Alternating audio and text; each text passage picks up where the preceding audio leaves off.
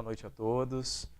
Sejamos todos mais uma vez muito bem-vindos e que nós possamos desfrutar desse momento em que temos a companhia do nosso Mestre Jesus, porque em sua afirmativa disse que onde houver um ou mais em meu nome, aí estarei. E aqui nós estamos também mergulhados, estaremos mergulhados em seus ensinamentos e a partir disso também sentiremos sua presença. Nesta noite, ainda no mês de setembro, mês alusivo à prevenção do suicídio, orientações, educação para que se evite esse grande mal a todos nós. Hoje o nosso tema é sobre a violência. E a partir disso, quando nós pensamos em violência, nós temos que lembrar de dois caminhos e pensar em qual deles nós lembramos primeiro. Quando nós ouvimos a palavra violência, nós lembramos de imediato da violência que nos fazem ou da violência que nós podemos estar fazendo a alguém. Essa é uma boa reflexão para que a gente comece um tema tão atual e, ao mesmo tempo, com suas raízes alocadas em muitos anos atrás, nas primeiras encarnações do Espírito na Terra. Então, para a gente iniciar o assunto de hoje, é importante nós sabermos que a violência é um ciclo que se cria. Nós criamos esse ciclo de violência. E esse ato violento, ele vai passando até, em algum momento, voltar para a gente. Por isso é tão importante nós pensarmos na violência que nós podemos estar praticando. E aí se abre todos os campos do termo. Pode ser a violência verbal, as palavras que nós verbalizamos a alguém. Pode ser a própria violência física, que é a mais comentada, a mais visada pela humanidade por conta dos grandes episódios terríveis que se montam a partir disso, mas qualquer tipo de violência. E os meios de evitá-la, os meios de nós evitarmos a criação de um ciclo desse. Há cerca de 2000 anos, aproximadamente, um grande ser humano veio trazer o reino de paz a todos aqueles que lá estavam. O verdadeiro reino de paz. Porque o maior império que nós conhecemos, o Império Romano, ele prometia, a partir da conquista de terras, a partir da conquista do aumento de seu poder, no momento em que conquistava novos territórios, novas cidades, prometia a paz a estas pessoas. Mas a paz adivinha daquele grupo. Aquele grupo seria o provedor da paz. Daria a paz às demais pessoas.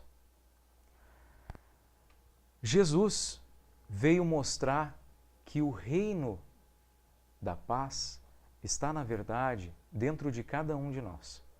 E que nós não precisamos receber essa promessa de determinado grupo social. Nós podemos fazê-la de dentro para fora e cada um de nós. Respeitando as diferenças, respeitando as demais pessoas com suas particularidades, para que se faça a paz a partir do respeito também. E aí, isso se faz muito presente quando no Evangelho de Mateus, capítulo 5, versículo 4, Jesus diz: Bem-aventurados os mansos, porque eles possuirão a terra. E mais adiante, no versículo 9, ainda no Evangelho de Mateus, profere as seguintes palavras: Bem-aventurados os pacíficos, porque serão chamados filhos de Deus. Então aí já nos trazia uma ideia da importância de sermos pacíficos, mansos, de exercermos a paz a partir do nosso viver, da nossa forma de viver. Joana de Ângeles, no livro Alerta, benfeitora do médium Divaldo Franco, diz que a violência é sempre sem Jesus. Então, se nós queremos estar cada vez mais próximos do guia e modelo para todos nós, nós precisamos, aos poucos, irmos nos afastando de atitudes violentas, de momentos dificultosos para nós e para as demais pessoas que convivem conosco. Porque o nosso objetivo tem que ser justamente esse: solidificar os ensinamentos de Jesus para que, enquanto espíritos imortais, nós consigamos caminhar na estrada evolucional. O nosso comportamento violento, peculiar do ser humano, ainda um estágio de provas e expiações, segundo o capítulo 3 do Evangelho segundo o Espiritismo, ele advém de muito tempo atrás. E para isso, para que a gente entenda um pouco mais e melhor, nós vamos ao livro A Agonia das Religiões, de José Herculano Pires, onde lá ele vai nos mostrar que a nossa consciência, a consciência de cada um de nós, tem papel fundamental no desenvolvimento de nossas relações. Por que nós nos comportamos de maneira violenta com as pessoas que estão à nossa volta? José Herculano Pires consegue fazer um link da nossa consciência com esse tipo de comportamento. E lá ele diz que a consciência rege a nossa vida, o nosso comportamento nas relações humanas e, por isso, se projeta de maneira inegável no plano do sensível. Para que a gente possa ter até aqui uma ideia da importância que tem a nossa consciência sobre a nossa vida. Ela influi nas relações que nós temos com as demais pessoas, na nossa forma de se comportar. E ainda diz: sabemos quais os perigos concretos de uma consciência imatura, ainda não suficientemente definida e, portanto, frouxa ou incoerente, contraditória, que pode produzir catástrofes no âmbito da sua influência ou do seu domínio. E aí, ele exemplifica que tipo de catástrofe pode ocasionar uma consciência imatura. Ele se refere a Saulo de Tarso, que, com sua consciência judaica, à época, teve uma conduta de um perseguidor sanguinário dos cristãos primitivos e foi também o lapidador cruel de Estevão, segundo a história que conhecemos, e nós podemos também, na literatura espírita, nos aprofundarmos na obra Paulo e Estevão, psicografia de Chico Xavier pelo Espírito Emmanuel. Mas Saulo de Tarso, ao se ajustar a uma consciência cristã, aos princípios cristãos, ele se transformou no apóstolo dos gentios e no maior pregador do cristianismo. A forma em que a nossa consciência está contida, a maneira em que nós colocamos toda a bagagem espiritual, tudo isso vai se alocando ao longo do tempo e nós vamos transformando aquilo que é certo para todos nós. José Herculano Pires ainda diz: as exigências da consciência são sempre as mesmas em todos os homens. Agora, as variações de graus e de coerência decorrem do processo de maturação e também das condições do meio e da educação. Vejamos um exemplo. Se nós aprendemos com os nossos pais ou com aqueles nossos tutores que não pegar o que é nosso é o correto, nós não devemos pegar o que é nosso, seja dinheiro, seja qualquer outro tipo de objeto, num esforço para que pendamos a honestidade. Se nós conseguimos introduzir esta educação, se nós conseguimos realmente gravar isso, a nossa consciência atua sobre esse ensinamento. E aí, quando surgir a oportunidade, em um dia, lá no supermercado, em que a moça do caixa nos entregar 10, 15, 20 reais a mais, nós vamos na hora identificar e devolver a ela, porque a nossa consciência já está adaptada a essa educação. Nós não vamos conseguir fazer diferente. Se nós tentarmos, algo vai nos chamar a atenção. É como se acendesse uma luz vermelha gigante dentro de nós para que nós despertássemos para algo que está equivocado. E aí a gente começa a ter um sentimento de inconformidade, fazendo com que ou nós façamos a devolução do dinheiro ou a gente continue se sentindo mal com aquele nosso desafio à nossa consciência. Ou seja, eu estou desafiando ela, porque ela aprendeu, nós aprendemos e ela gravou que não pegar algo de alguém é o correto. E eu estou agindo equivocadamente, por isso a consciência está me cobrando. José Herculano Pires nos mostra que a origem da violência humana, onde tudo começou, nos fala que as raízes mais profundas e vigorosas estão na selva, justamente naquelas primeiras encarnações, naquelas oportunidades de encarnação do espírito imortal, naquele cenário mais grotesco, menos delicado, como hoje em dia, menos sofisticado, com tantas modernidades que a ciência já nos trouxe e sem a evolução moral que até aqui já nos acompanhou. Então ele diz que o Homo Brutalis tem as suas leis. E quais são elas? Lá na época da selva. Subjugar, humilhar, torturar e matar. O seu valor, ainda falando do homem brutalis, o seu valor está sempre acima dos outros, está sempre acima do valor dos outros.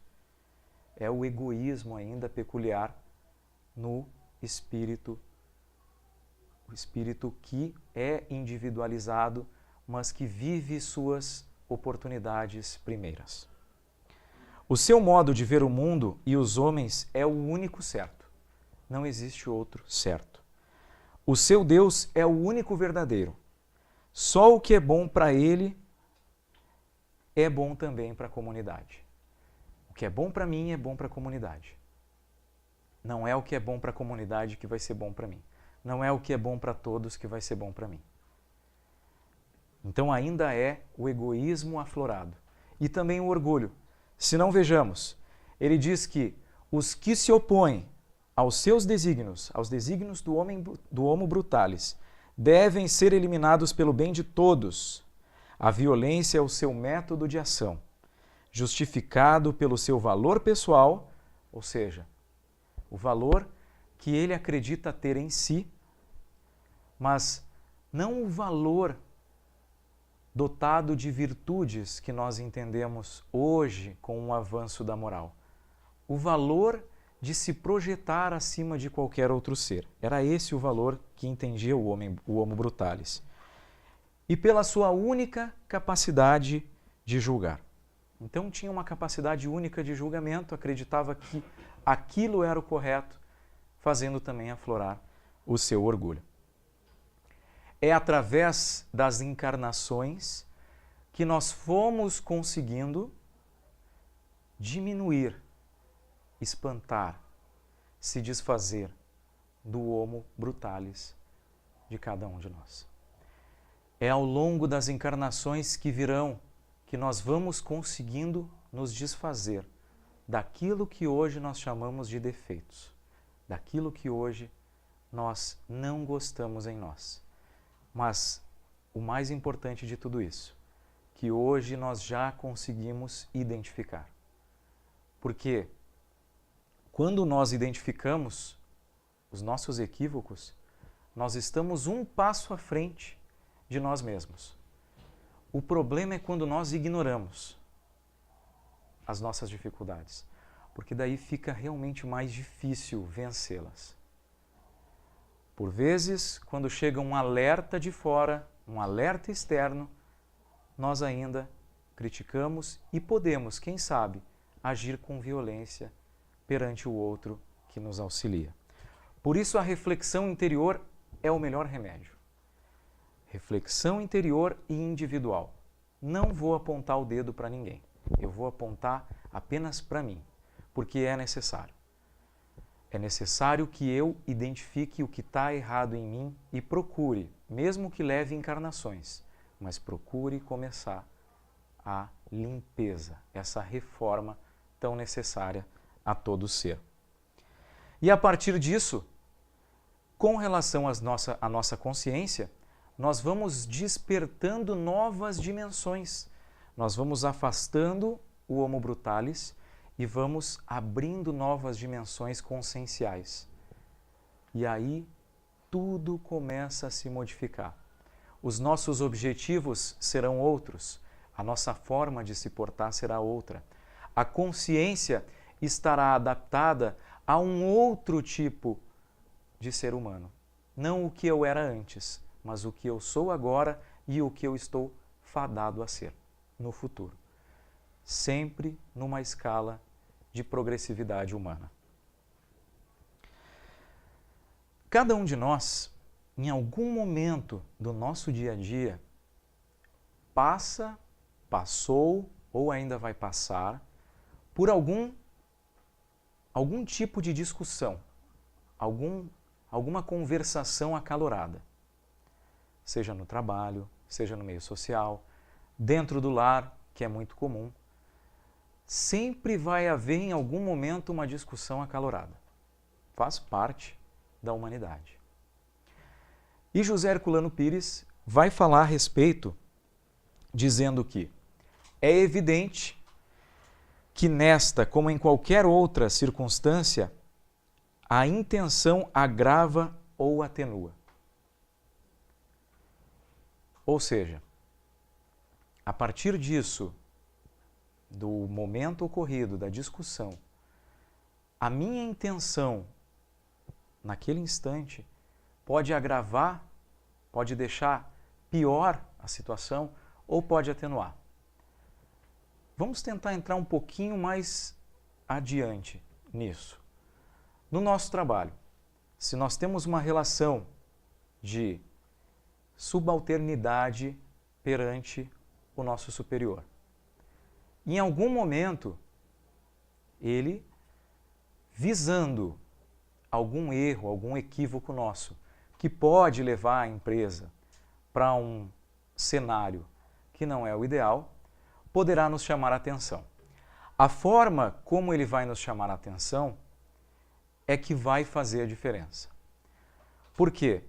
Se ele está num dia ruim, se ele está num dia difícil e, costumeiramente, procura não se conectar com a divindade, com o evangelho deixado por Jesus, a forma como vai vir a orientação para o subordinado pode ser das mais terríveis. Tanto que a pessoa que se acha vítima naquele momento pode, ao retrucar, pedir a sua demissão ou ocasionar a sua demissão por conta de um retruque. Violência gera violência. Está se abrindo um ciclo e eu estou devolvendo de imediato. Mas às vezes nós podemos aumentar um pouco esse ciclo, porque eu recebo a orientação severa e vou passar aquela indignação adiante, às vezes até em casa. E aí esse ciclo vai aumentando cada vez mais. De um episódio que aconteceu isolado no meu trabalho, posso eu, levando adiante, contaminar uma série de pessoas do meu convívio. E se eu for o proporcionador daquele episódio, posso eu estar criando um grande ciclo, sendo o primeiro, criando episódios e episódios de cólera, até que volte a mim, porque certamente volta.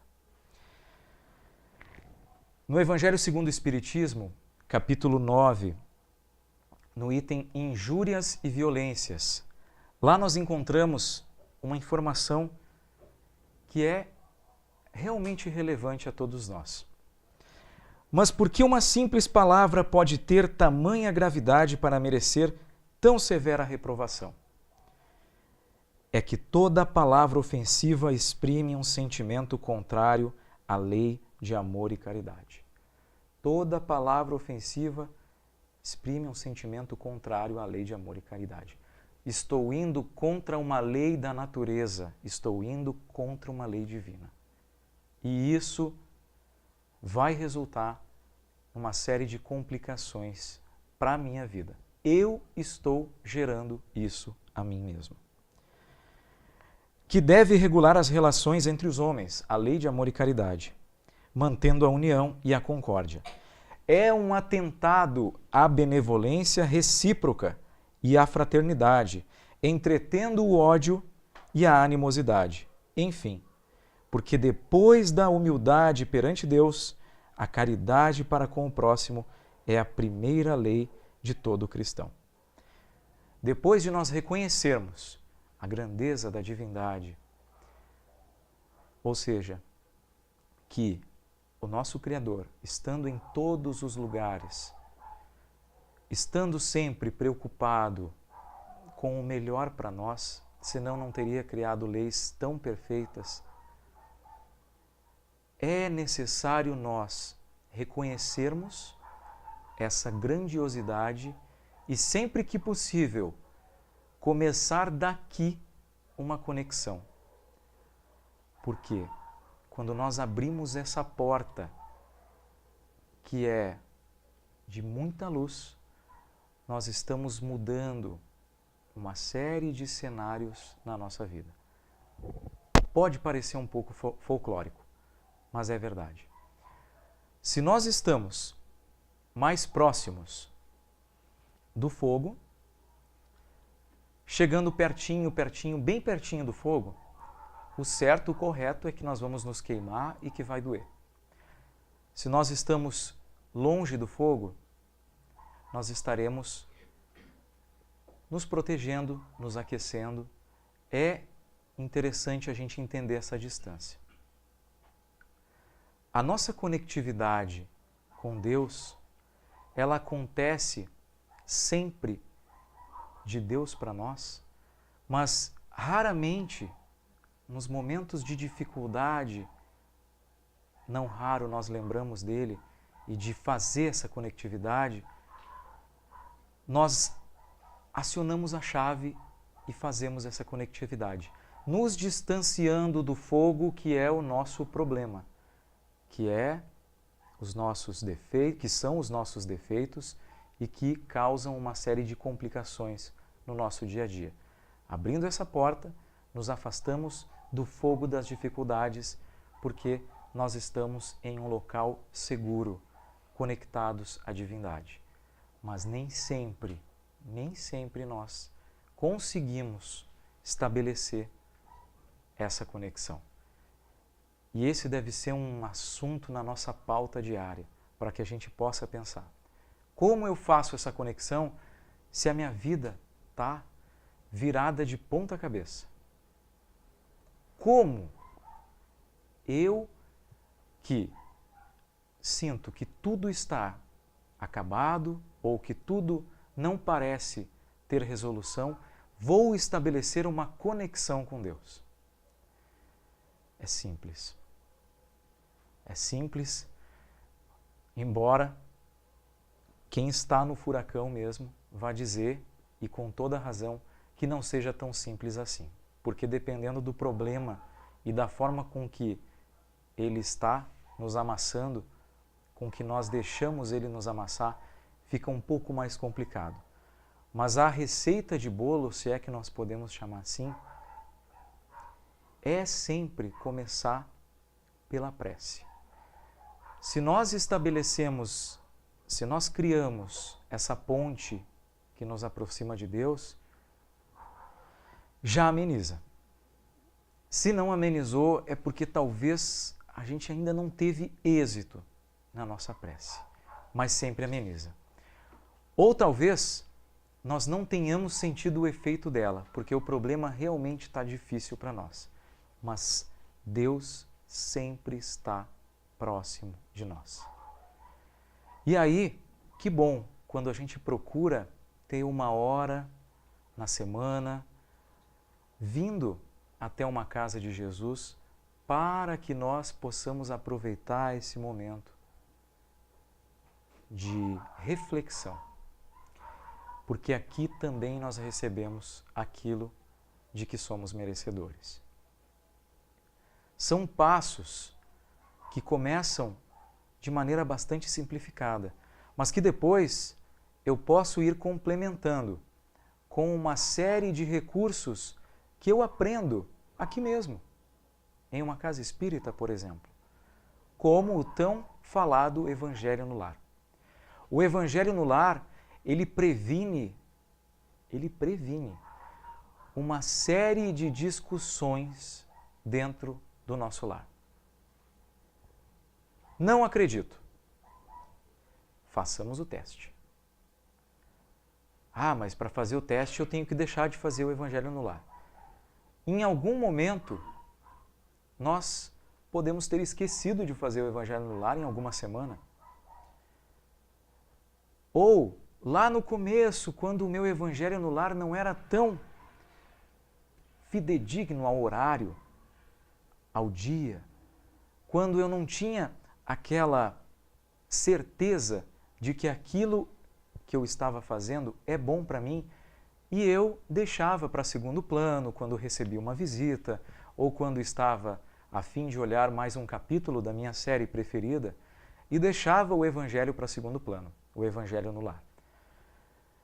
Basta que a gente faça uma reflexão. Como é a minha semana sem Evangelho no Lar e como é a minha semana com Evangelho no Lar?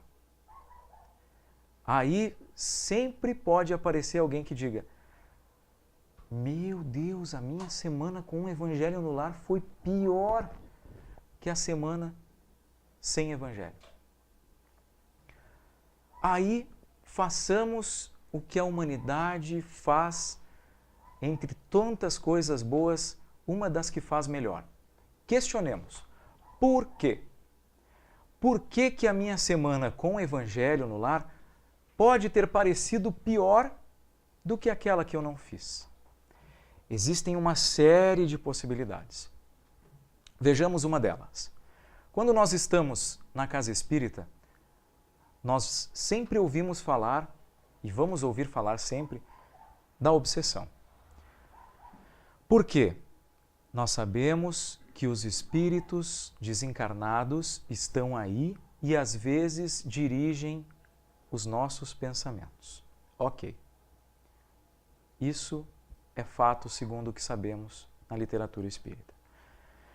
Estes espíritos podem, quem sabe, isso é uma possibilidade, estarem infelizes com o nosso progresso moral. E a casa espírita, o Evangelho no Lar, são os grandes alvos desses irmãos que não querem o nosso avanço.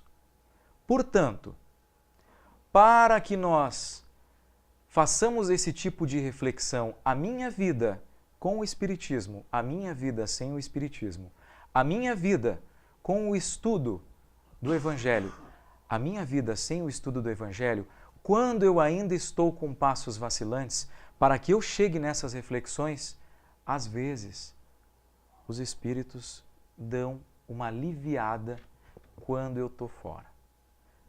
Nossa, que engraçado. Eu comecei o estudo do Evangelho, estou estudando o Evangelho de Jesus e em algum momento a minha vida assoberbou tanto de trabalho que eu parei de estudar.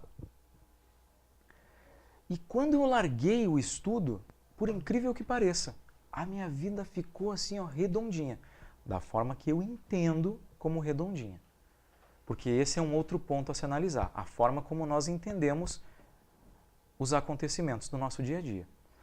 Mas eles dão uma aliviada para que eu possa fazer esse tipo de reflexão e pensar, isso não está bom para mim.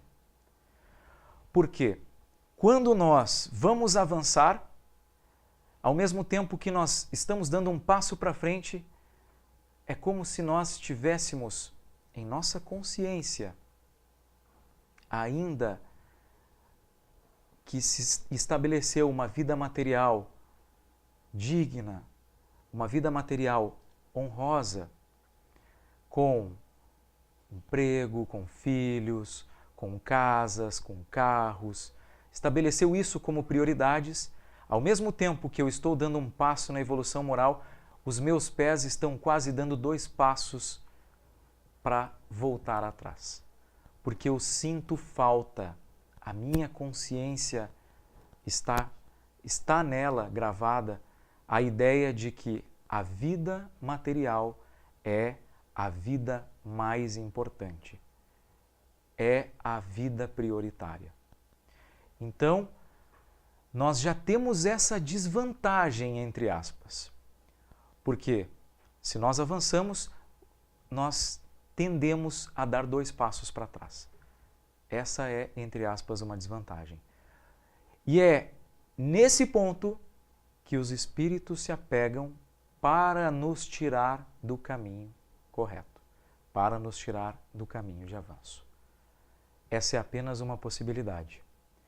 Lembrando sempre que quando falamos de obsessão, a obsessão é uma porta que se abre apenas por dentro.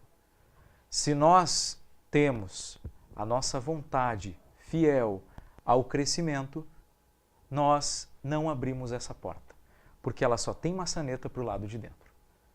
Eles não conseguem abrir por fora. Nós os convidamos. Nós é que dizemos assim, meu amigo, agora não dá. Agora eu vou ter que fechar essa porta, porque eu busquei ajuda, porque eu fui atrás de alternativas que façam eu voltar para o plumo. Nós temos essa escolha. Nós exercemos ela através da nossa vontade, que, aliás, é um dos maiores atributos da alma, segundo nos diz Leon Denis. Então, tudo isso para a gente entender o quê? Que esses pensamentos e atos violentos, eles podem acontecer, sim, porque nós criamos esse ciclo. Se eu recebo a violência, como nós perguntamos lá no início, o que me preocupa mais em relação à violência? A que eu recebo, a que os meus familiares recebem, aqueles que eu amo recebem, ou aquela que nós preconizamos, aquela que nós criamos? Porque em algum momento nós criamos isso e ela está voltando para nós. Então, o nosso foco deveria ser mais na violência que eu estou criando. Se não, vejamos. Conta-se uma história que, em determinado dia, um general acordou bastante furioso, porque teve uma noite de sono horrível. Horrível, horrível, horrível. Não conseguiu dormir, uma série de barulhos o perturbaram aquela noite. E ele foi até o quartel, bem cedo, exercer o seu serviço. Chegando lá, encontrou um coronel.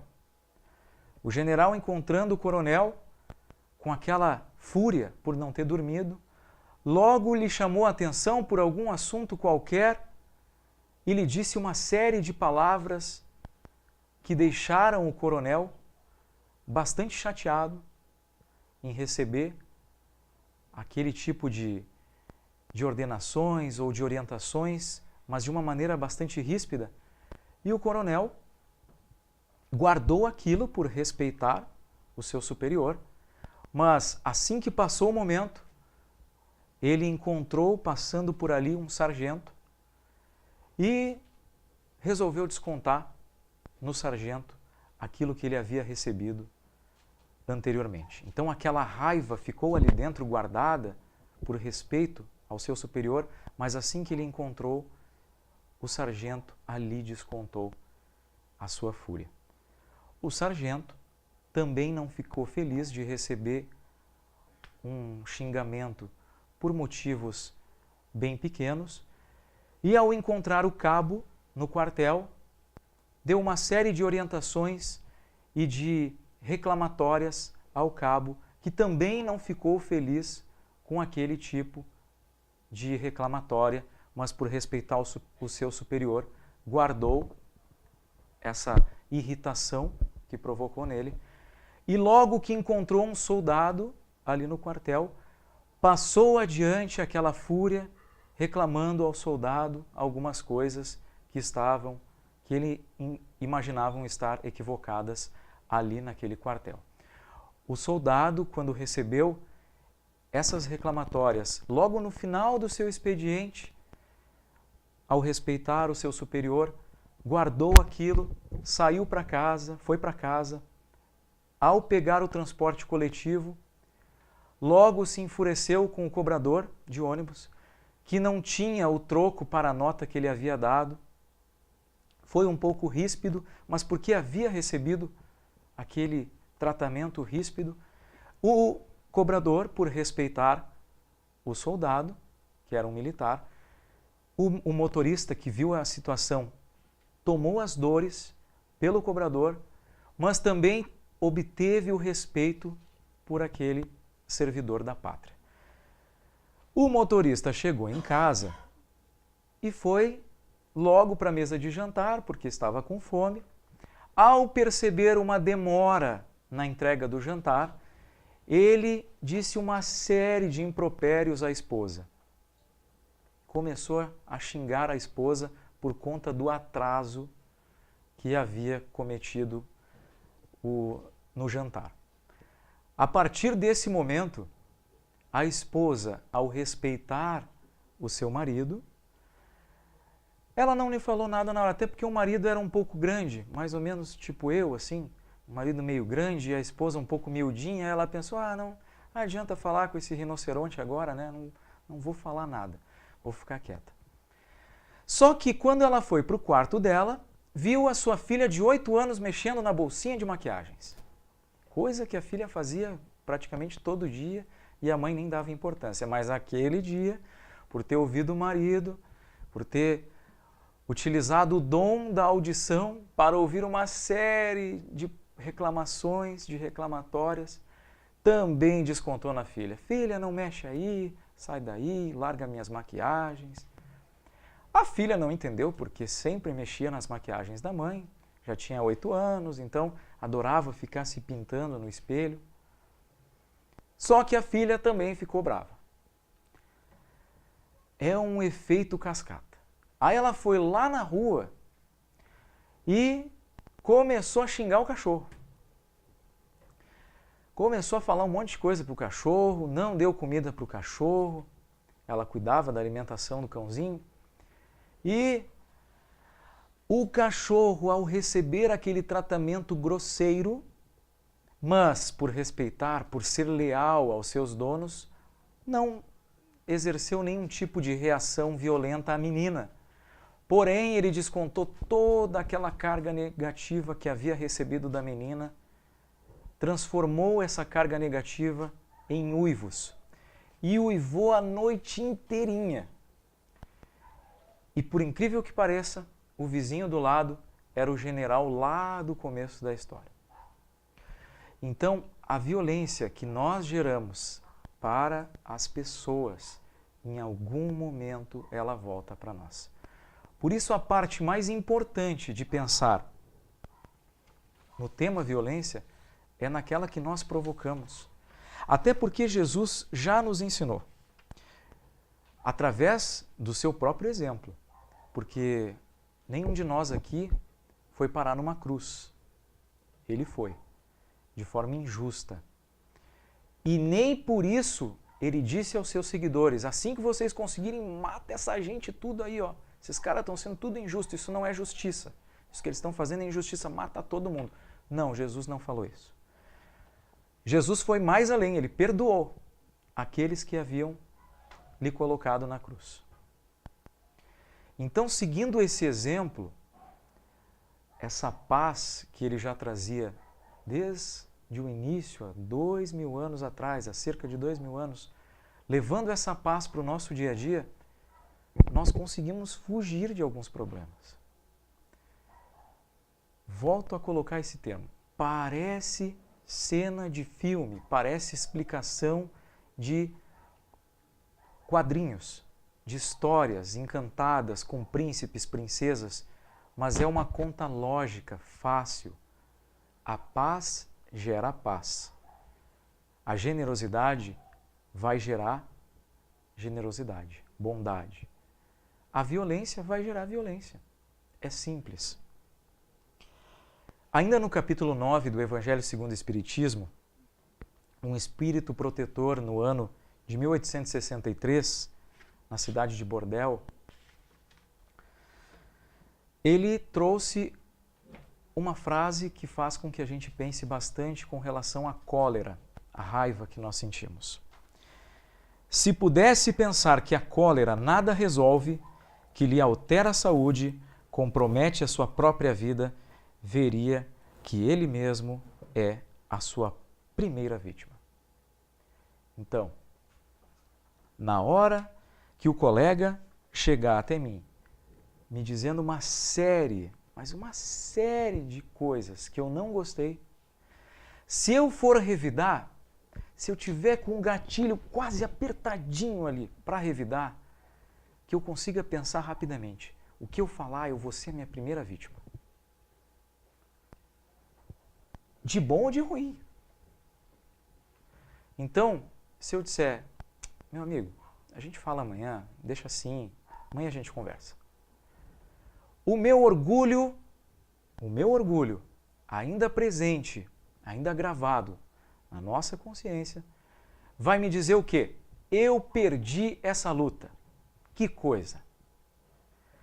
Mas depois eu vou entender que eu ganhei e ele também ganhou. Porque nesse jogo os dois podem ganhar. Então, quando acontecer, respiremos fundo, vamos deixar para amanhã, vamos conversar amanhã. Hoje deixa assim, amanhã a gente conversa. Tentemos disseminar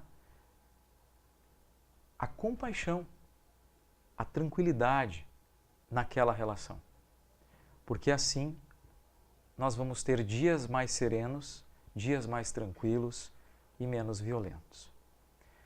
Apenas para que a gente possa pensar também. Nesse mês de setembro, mês do Setembro Amarelo, mês que todos os pensamentos se voltam à prevenção do suicídio, que nós possamos pensar em não sermos violentos conosco mesmo. Essa violência, esse ato suicida vai nos gerar uma série de problemas que a doutrina espírita, muito bem embasada, vem nos mostrar, que às vezes nós nem imaginamos, mas nós podemos ter alguns algumas visões a respeito, a partir dos exemplos de espíritos que chegaram à espiritualidade pela porta do suicídio e se deram conta de que era melhor ter a coragem de enfrentar a problemática que eu estava enfrentando na Terra, encarnado.